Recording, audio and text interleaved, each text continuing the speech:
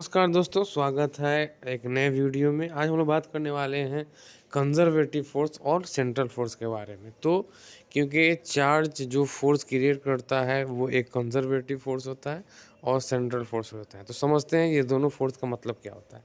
जैसा कि आप देख सकते हैं, कंजर्वेटिव फोर्स एक ऐसा फोर्स होता है जिसके अंदर क्या होता है, वो जो अगर एक फोर्स दूसरे फोर्स को जब लगाएगा तो वो इस दोनों के बीच का जो डिस्टेंस कैलकुलेट किया जाएगा वो होता है शॉर्टेस्ट पाथ ये वाला, शॉर्टेस्ट पाथ ये वाला, ठीक है।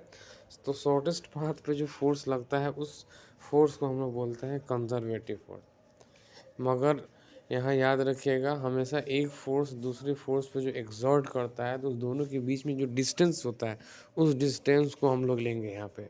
जो डिस्टेंस ना ही इतना लॉन्ग होगा, ना ही ये होगा, ना ही ये होगा, कौन सा होगा? सो ये सिर्फ होगा ये वाला शॉर्टेस्ट पाथ, ठीक है। इसको हम लोग बोल देंगे conservative forces. Next is what is central forces. So central force का एक कॉन्सेप्ट क्या है, एक ऐसा फोर्स जो किसी ऑब्जेक्ट के सोर्स से यानी सेंट्रल सोर्स से स्टार्ट होता है। सेंट्रल सोर्स का मतलब क्या है, यहाँ पे किसी ऑब्जेक्ट के सेंटर से स्टार्ट होता है, ठीक है, और दूसरे ऑब्जेक्ट के सेंटर पर एक्ट होता है यानी लगता है।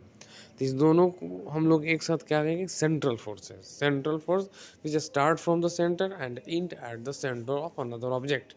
इसका एग्जांपल है बच्चों, ये है आपका coulomb force. Let me show, this is called coulomb force. देखिए कूलम फोर्स में एक चार्ज जो है वो यहाँ से स्टार्ट हो रहा है और दूसरे चार्ज के सेंटर पर ख़त्म हो रहा है। दूसरा है आपका ग्रेविटेशनल फोर्स और तीसरा है spring force. This all force are the example of central force. Okay, so अगर by the way what is charge and what is the charge exert, then it is a central forces as well as कौन सा force, conservative force. यानी कि central force और conservative दोनों इसके अंदर मौजूद होता है। ओके, ये है छोटा सा टॉपिक।